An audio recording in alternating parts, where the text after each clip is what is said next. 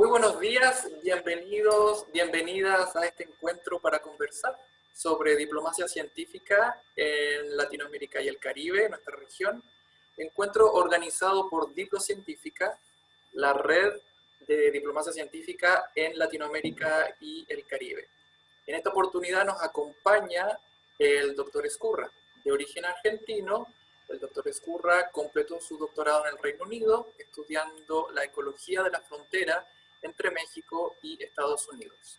Sus estudios lo llevaron a desempeñar el cargo de Director General de Protección de Recursos Naturales en México. En ese puesto, el doctor Ezcurra reunió a legisladores tanto de Estados Unidos como de México para establecer la primera área natural protegida de México a lo largo de la frontera.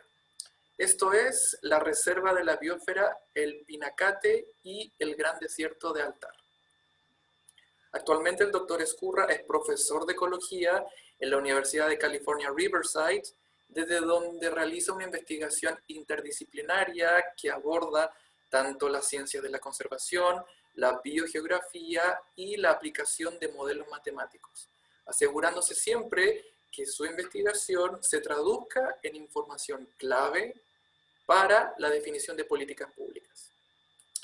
Por este y por otros motivos también, el doctor Ezcurra fue galardonado con el premio 2020 a la diplomacia científica que confiere la Asociación Estadounidense para el Avance de la Ciencia. Dado que logró acercar la ciencia a la política ambiental en la frontera entre Estados Unidos y México, el doctor Ezcurra es el primer latinoamericano en ser reconocido con este premio. Doctor Ezcurra, ¿cómo está usted? Bien, gracias, Pedro. Muchísimas gracias. Gracias por la presentación, que es un poco inmerecida, pero te la agradezco y es un gusto estar con ustedes. Hablemos de diplomacia científica en nuestra región, doctor Ezcurra. Adelante.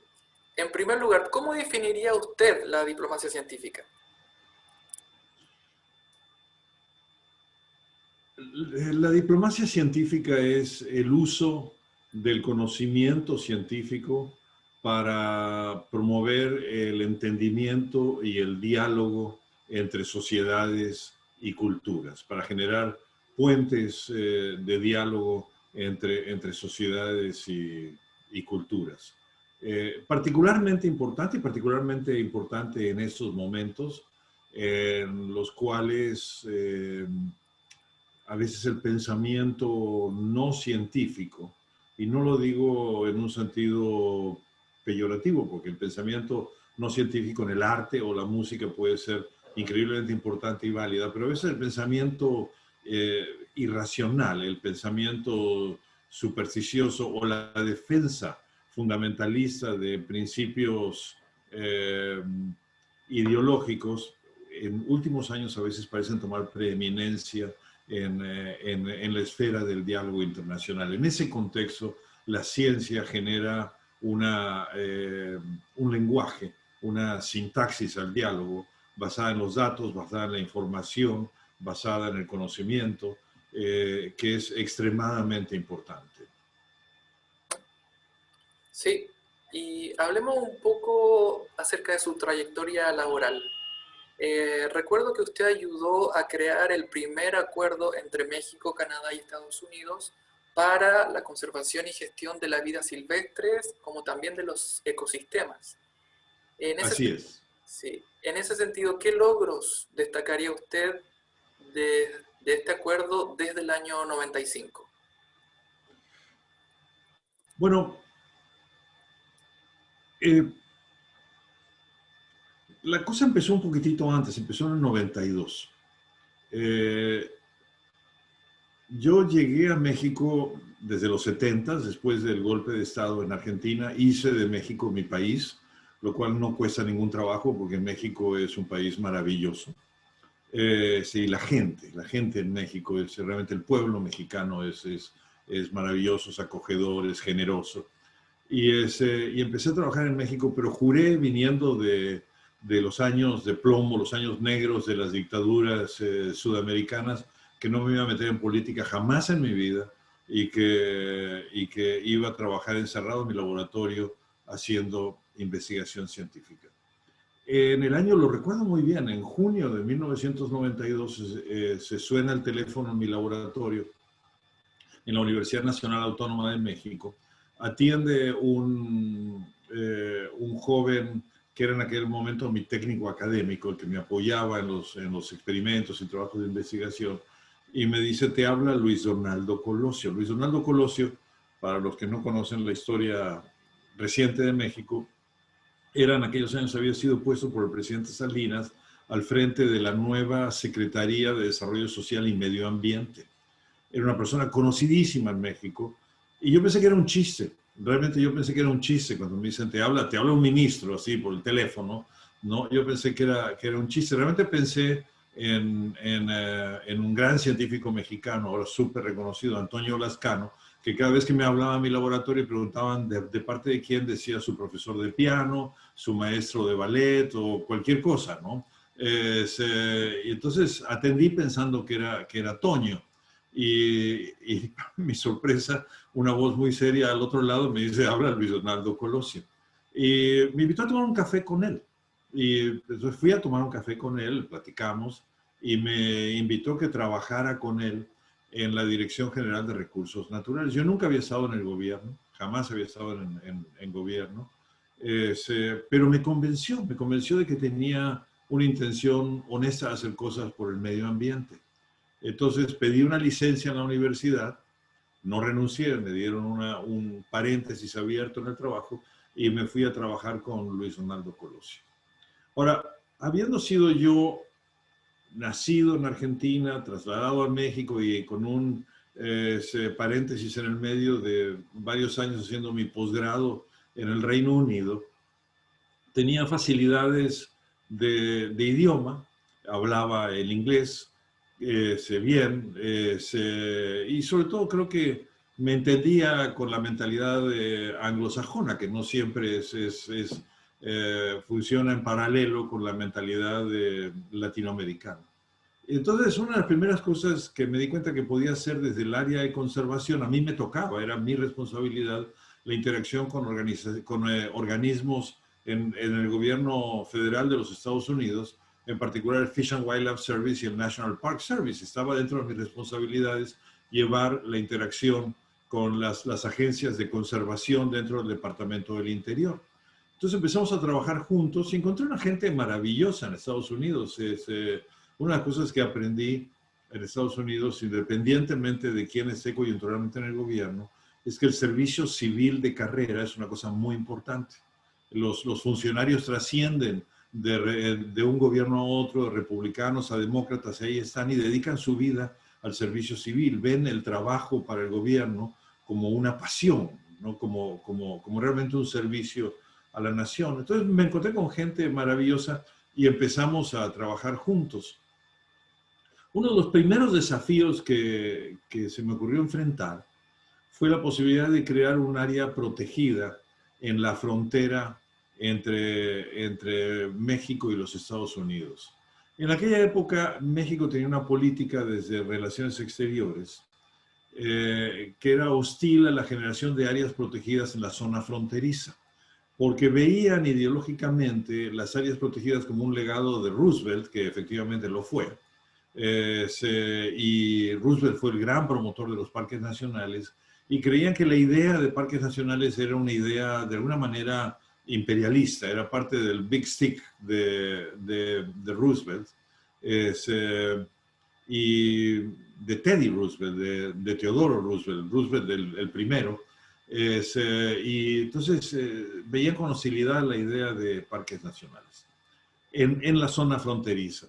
Y yo recuerdo muy bien en esos días, un día me invitó Luis Donaldo Colosio, como periódicamente me invitaba a platicar con él, a tomar un café con él, y él había sido nacido en Magdalena de Quino, que es muy cerca de la frontera con Arizona.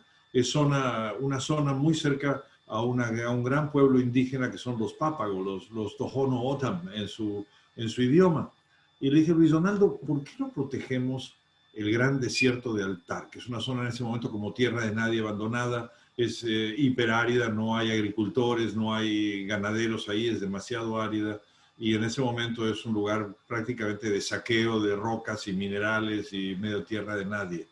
Y le gustó la idea porque él es, Luis Donaldo era, pues ya falleció, era gente del desierto.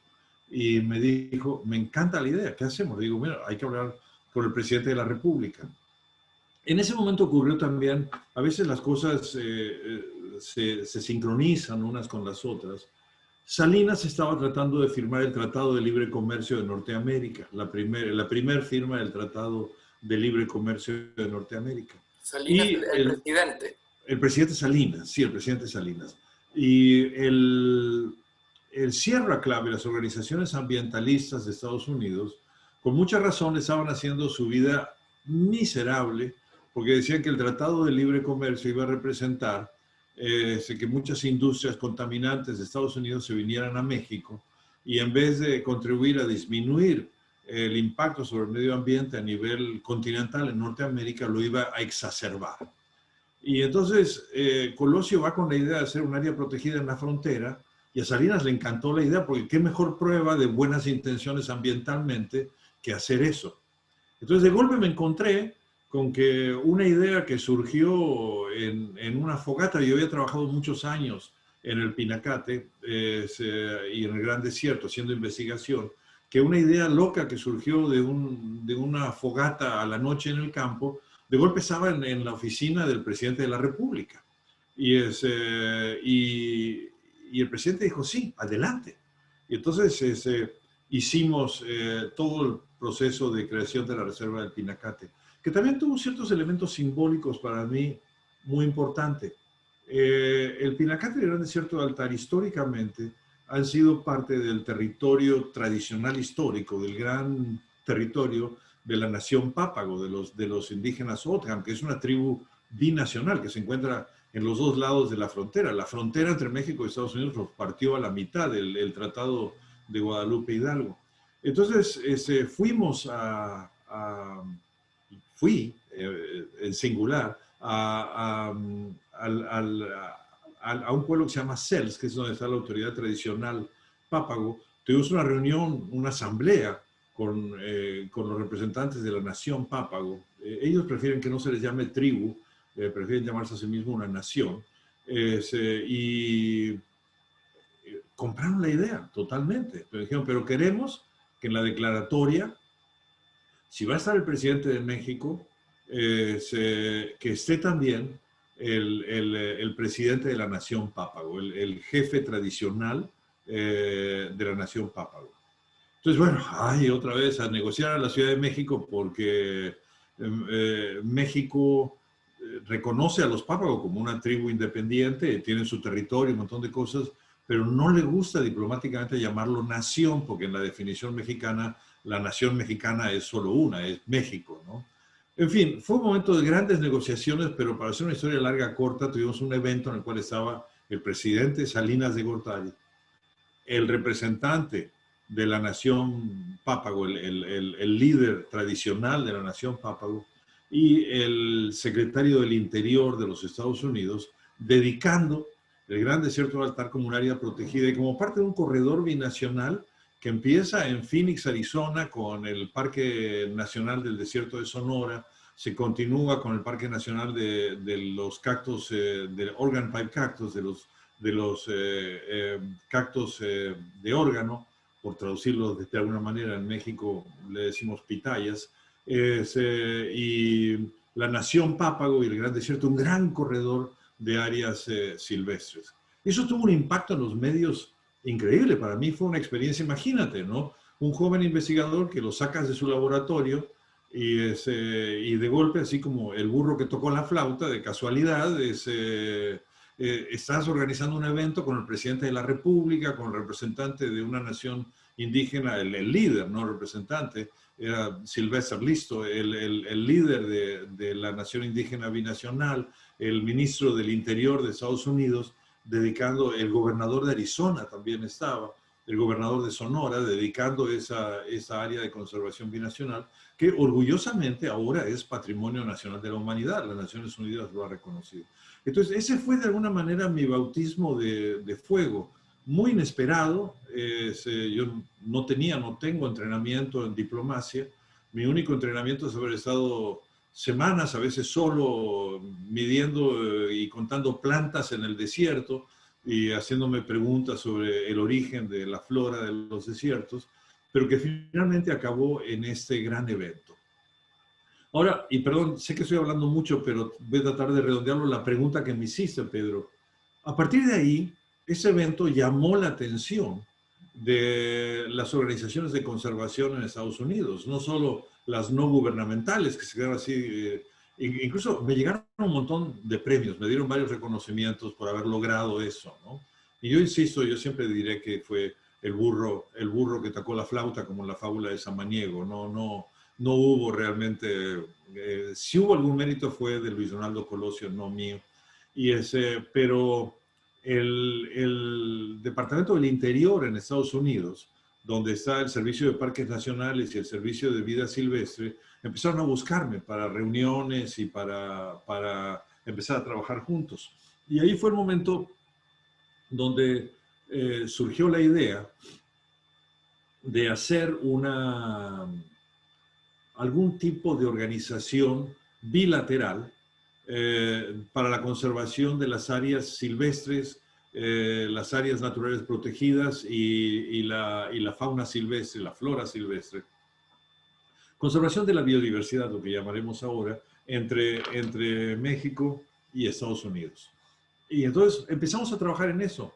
Y como claro, eran los años del Tratado de Libre Comercio y Canadá participaba en todos esos diálogos, un día se apareció en una reunión que habíamos hecho binacional, me acuerdo muy bien, era en el desierto sonorense, a las afueras de la ciudad de Hermosillo, se apareció por ahí el director de vida silvestre canadiense, sin avisar llegó, y dijo, yo quiero ser parte de eso.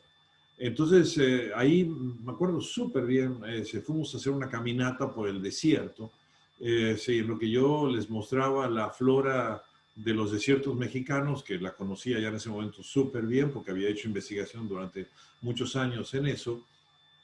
Estábamos viendo aves y plantas. Se surgió la idea de hagamos la Comisión Trilateral de Conservación de la Vida Silvestre.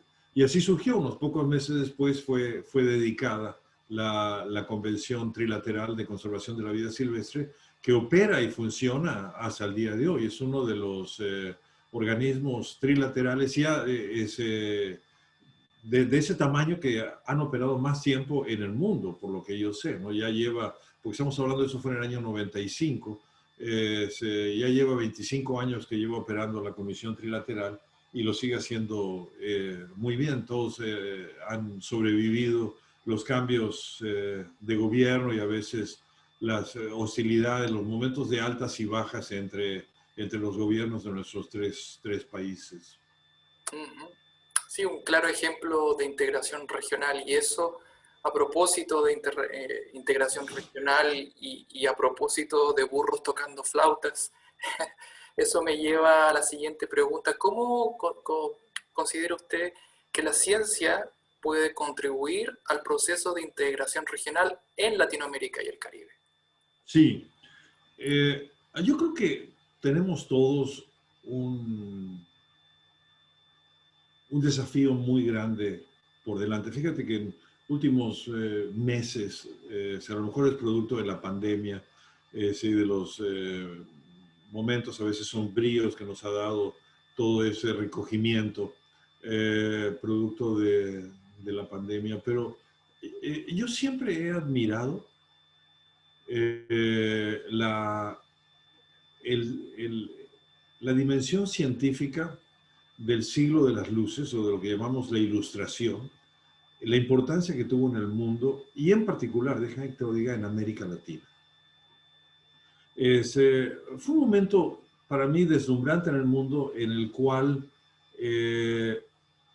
distintas sociedades en el planeta deciden poner el pensamiento racional, la edad de la razón, hay quienes llaman también a esa época, en el siglo XIX, el pensamiento racional por encima del pensamiento de grupo, el pensamiento ideológico o de plano las supersticiones, ¿no? Y eso nos dio grandes figuras internacionales, por supuesto. Los viajes de Darwin en Sudamérica, que como chileno tú debes conocer muy bien, son producto de la Ilustración, ¿no? El deslumbrante viaje de Alejandro de Humboldt y Amado Bonpland por todo el trópico americano primero, después su cruce por México, es también producto de la Ilustración. Pero la Ilustración nos dio también grandes figuras en nuestros países que contribuyeron muchísimo a la independencia. O sea, curiosamente todos pensamos, cuando pensamos en el pensamiento científico influyendo en política, pensamos en Jefferson y Benjamin Franklin, ¿no? Grandes pensadores, grandes racionalistas que tuvieron gran influencia en sus sociedades, ¿no? Pero en México, por ejemplo, tuvimos figuras increíbles como Antonio de Alzate, un inmenso investigador mexicano que describió con el método de Linneo buena parte de la flora y la fauna mexicana. En Chile, por ejemplo, tuvieron al abate Molina, que no sé qué tanto lo honran, pero deberían honrarlo muchísimo más, ¿no? Un gran científico que contribuyó de una manera deslumbrante a entender el origen de la flora chilena y de los endemismos y de lo que hace tan peculiar a la flora de aquel lado, de la vertiente del Pacífico en Sudamérica. Y casi no hay país en América Latina que no haya tenido una influencia similar. Déjame que te dé nomás, hay un libro se me olvidó el primer nombre, Foucault es el apellido, como el del péndulo de Foucault, pero no tiene relación, que escribió un libro, una biografía de Bonpland que se llama Le Pêcheur d'Orchide, el pescador de orquídeas. Y es una biografía muy bonita de Bonpland, y narra cómo el joven Simón Bolívar se juntaba con Bonpland y con Humboldt también en París, en los bares y en los salones tipo el Moulin Rouge, etc. Y cómo se juntaban en rincones a platicar encendidamente de ciencia y de la importancia que tuvo el diálogo científico entre Humboldt, Bonpland y Bolívar en la gestión bolivariana por la independencia del continente americano, ¿no? Entonces, bueno, el punto que te quiero decir es que realmente, si miramos hacia atrás, nos vamos a dar cuenta que hubo una época en la cual, afortunadamente, los países latinoamericanos entendimos que el diálogo científico era un elemento central del diálogo social. Y eso ocurrió de manera independiente durante el siglo de las luces, durante la Ilustración, durante la edad de la razón, en casi todos nuestros países. Yo creo que es muy importante recuperar eso en ese momento. Estamos viviendo un momento particularmente negro, y tú lo puedes haber visto, en el cual, por ejemplo, muchos de nuestros líderes se niegan a usar cubrebocas, contra toda la evidencia científica, basado en posiciones ideológicas o a veces en supersticiones, ¿no? Estamos viviendo un momento en el cual el cambio climático, por ejemplo, veamos el caso de la Amazonía, ¿no? El impacto de la deforestación en la Amazonía y de los grandes incendios en el trópico sobre el cambio climático, que es innegable, es negado por muchos, por algunos, espero que no sean muchos de nuestros líderes, ¿no?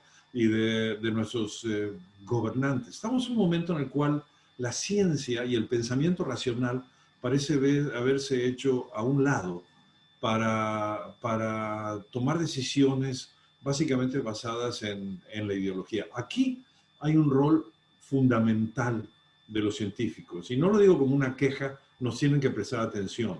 Si no nos prestan atención es porque nosotros no hemos hecho bien las cosas como gremio, como científicos. Tenemos un gran desafío de convencer a nuestras sociedades y a nuestros países que la ciencia, el pensamiento racional, la prueba de hipótesis, el avance de las ideas a partir de la refutación y la demostración, que es básicamente lo que está en la base de la ciencia, tiene muchísimo que darnos para resolver la coyuntura actual. Y yo creo que ese es el gran desafío de la diplomacia científica. Tenemos que traer la ciencia al frente como uno de los elementos más importantes del diálogo. Sí, traer la ciencia al frente es en parte lo que hicieron estos pioneros decimonónicos que usted señala, que usted indicaba en nuestra región. Volviendo Así a... es, así es. Fíjate que últimamente me he puesto a leer mucho de eso, pero, por ejemplo, Humboldt y Bonpland, cuando llegan a la Ciudad de México, lamentan no haberse podido encontrar con Antonio de Alzate, porque no estaba en la Ciudad de México. Ellos querían ver a Antonio de Alzate porque habían leído, Humboldt había leído algunas de las cosas de Antonio de Alzate. Y Alzate no estaba en la Ciudad de México porque se había ido a la costa de Veracruz, al volcán San Martín, donde había habido la erupción de un volcán, el volcán San Martín. Fue a recoger rocas, fue a estudiar la formación de la lava y el basalto, etc. Pero una de las cosas que hizo fue enterrar un cofre en la ceniza volcánica del volcán San Martín, con sus notas, con una copia de sus notas de campo y con copia del equipo de campo que él había usado, con la idea de que a lo mejor en el futuro, en siglos, en algún momento ese cofre era encontrado por alguien y era como una especie de mensaje en el túnel del tiempo para que científicos en la posteridad pudieran entender cómo se estaba gestando en ese momento la ciencia en México. Nadie ha encontrado el cofre de Alzate hasta el día de hoy, pero esa fue la razón por la cual Alzate no se pudo encontrar con Humboldt. Pero yo digo, piensa un poco la dimensión y la inmensidad de corazón de esas personas que pensaban en el legado, en la posteridad, en esa escala de tiempo, digamos una escala de tiempo en la cual el día de hoy nos resulta difícil pensar, ¿no? Y que pensaba en la magnitud del conocimiento científico como un elemento de diálogo tan importante como para dejarlo registrado ahí para que futuras generaciones pudieran encontrarlo, ¿no? Si estamos hablando realmente de figuras monumentales desde aquellos años. En efecto, hay materia para escribir todo un libro al respecto. Llegamos así a la última pregunta, doctor Ezcarra, de esta conversación. ¿Qué acciones recomendaría usted en particular para hacer avanzar la diplomacia científica en nuestra región? Por ejemplo, en el ámbito diplomático o científico. Bueno, a lo mejor... Es un tanto difícil. No, pero está bien, es muy buena pregunta. Iba a empezar con una metáfora. Como antier murió Maradona, las metáforas del fútbol se valen en ese momento. Estaba viendo varios artículos de Juan Villoro, un gran escritor mexicano que escribió cosas muy divertidas sobre el fútbol y el pensamiento metafórico del fútbol. Sobre eso yo siempre he dicho, sin ser yo un inmenso futbolero, debo decir, no soy un gran fanático del fútbol, me gusta verlo nada más, pero que hacer ciencia con la intención de incidir en la gestión es un poco como el juego del fútbol. Y te voy a explicar. Los americanos, acostumbrados al fútbol americano y al básquetbol, se quejan de que el fútbol es muy aburrido porque no pasa nada. Están ahí largos ratos pasándose la pelota y no hay resolución, no hay tantos todo el tiempo como en el básquetbol, ¿no? Y yo digo, bueno, la ciencia y sobre todo la diplomacia científica es lo mismo. Te la pasas un buen rato en el centro del campo, pasando la pelota, tratando de tener posesión, tratando de tener, básicamente en ciencia, conocimiento de lo que estás diciendo, avanzar en la innovación de las ideas sobre lo que estás haciendo, y a veces de golpe se abre una oportunidad. De golpe ves la portería y no hay defensas enfrente de ti y disparas. Y a veces metes gol. Eso fue, la reserva del Pinacate fue eso, ¿no? Cuando decía el burro que tocó la flauta, a lo mejor es más una metáfora futbolera, ¿no? Estás ahí con la posesión del balón y de golpe se abre una oportunidad y chutas, ¿no? Y por ahí le pegas, ¿no? Entonces, es muy importante en ese contexto mantener la investigación científica, la defensa de la ciencia es muy importante. Estamos viviendo momentos difíciles, Pedro, y los vamos a seguir viviendo durante un rato. Desafortunadamente, no hay financiamiento para la ciencia, no hay dinero para la ciencia. En la medida que la crisis económica que nos ha traído el COVID progrese en América Latina, va a progresar la crisis, va a avanzar, yo creo que fuerte.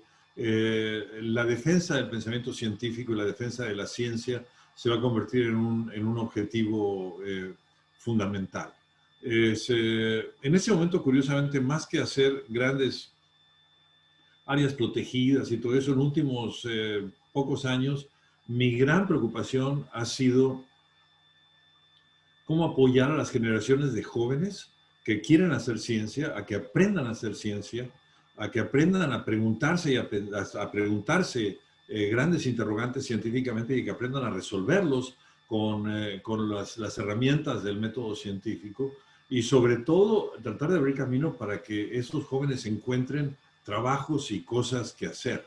Es un momento particularmente difícil en este momento para ser joven y sobre todo para ser un joven que está tratando de hacer cosas de ciencia. Entonces, una de las cosas, uno de los deberes número uno, curiosamente, para los que creemos que la diplomacia científica es importante, que el diálogo basado en el método científico es importante, en este momento lo más importante es defender el pensamiento científico.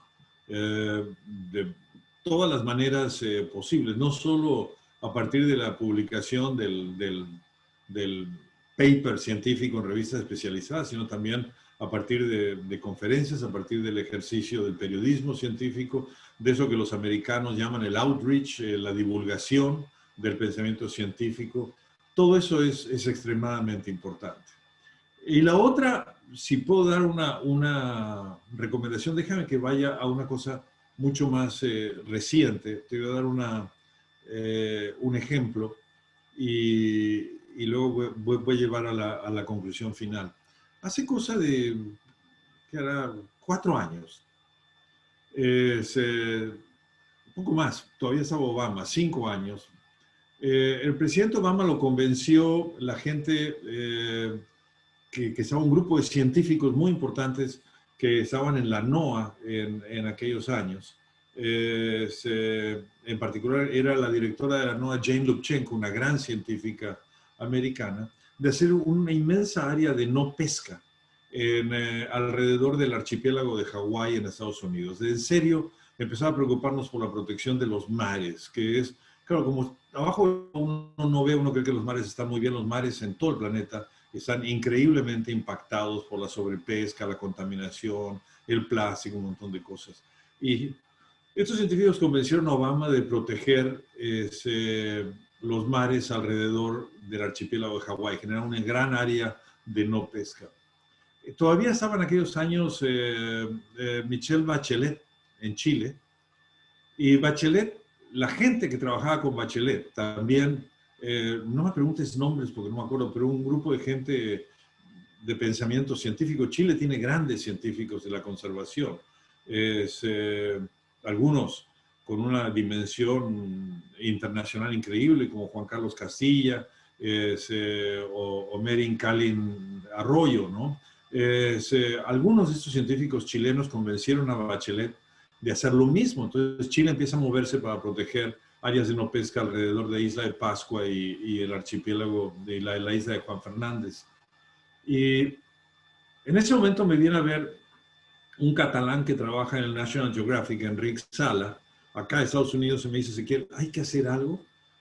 Dice, imagínate que si podemos hacer un área de no pesca alrededor del archipiélago Revillagigedo, que es como el equivalente de Juan Fernández para México en el Pacífico, si podemos convencer a Ecuador que aparte de proteger las Galápagos, que lo están haciendo bastante bien, se pueda proteger el mar alrededor de las Galápagos. Si pudiéramos convencer a Colombia que protejan Malpelo, la isla de Colombia que está también en el Pacífico, y a Costa Rica a proteger Isla del Coco, de golpe vamos a tener un corredor de áreas protegidas alrededor de islas donde se da el reclutamiento de la fauna marina, donde se da la alta productividad por las urgencias del fondo marino de nutrientes, y podemos tener realmente una especie de las cuentas de un rosario de zonas protegidas que nos traigan por lo menos una idea esperanzadora alrededor de los océanos. Entonces, bueno, nos pusimos a trabajar alrededor de eso. Yo me puse a trabajar tratando de convencer al presidente Peña Nieto en México de proteger el archipiélago de Revillagigedo. En ese momento el secretario de Medio Ambiente de México lo entendió la importancia que podía tener esto. Y otra vez la metáfora del fútbol, se alinearon los astros gracias a la iniciativa de un grupo de científicos con Obama y de algunos funcionarios también científicos en Chile. De golpe se empezaron a alinear las cosas y hoy día tenemos todas estas áreas protegidas, y que el gran desafío ahora es mantenerlas como áreas protegidas, porque enforzar, ¿cómo se llama? Obligar a la conservación en el mar no está tan fácil, pero tenemos por lo menos un horizonte esperanzador, aunque sea en un decreto y un inicio de conservación en papel. Y también ya en muchos lados se está implementando que nos permiten conservar nuestros mares. Entonces, bueno, ese es el segundo punto. Yo creo que los científicos no debemos tener miedo de participar en la política, de hacer llegar la voz de la ciencia a la política. Muchas veces estar en política es muy desgastador, estar de funcionario público es muy desgastante porque te la pasas empujando papeles y haciendo trabajo burocrático. Pero en la mitad de eso, cada tanto, los astros se ponen en línea y si tú en ese momento tienes una idea científica clara, como parece una tontería, pero la idea de, oye, si ves en el mapa Hawái, las Revillagigedo, la isla de Guadalupe en México, Isla del Coco, Malpelo, Galápagos, Juan Fernández, Isla de Pascua, tienes ahí del hemisferio norte al hemisferio sur un rosario de zonas de alta productividad marina entre países. Convenzamos a los presidentes de proteger eso, ¿no? Y bueno, se logró. Todavía el desafío es continuar implementando eso y en eso estamos. Pero con todo eso que quiero saber, ¿cuál es mi colofón, mi conclusión de eso? No hay que tener miedo a entrarle a las recomendaciones en política científica, porque cada tanto se abren esas oportunidades y tenemos que estar listos para traer ideas importantes, ideas frescas a la toma de decisiones y tratar de transformar esas cosas. No hay que tener miedo, entonces, ese a grandes rasgos una gran recomendación y un llamado para la comunidad científica en nuestra región, de trabajar de la mano con la comunidad diplomática también en nuestra región. Y sin duda alguna, las áreas protegidas libres de pesca es un caso de éxito en diplomacia científica. Doctor Ezcurra, hemos llegado al final de esta conversación. Le agradecemos enormemente por estas reflexiones bastante inspiradoras y también agradecemos al equipo de Diplocientífica por haber hecho este encuentro posible. Y sin ir más lejos, lo dejamos invitado para una próxima oportunidad. Esperemos nos veamos muy pronto. Muchas gracias. Hasta la próxima. Gracias, Pedro.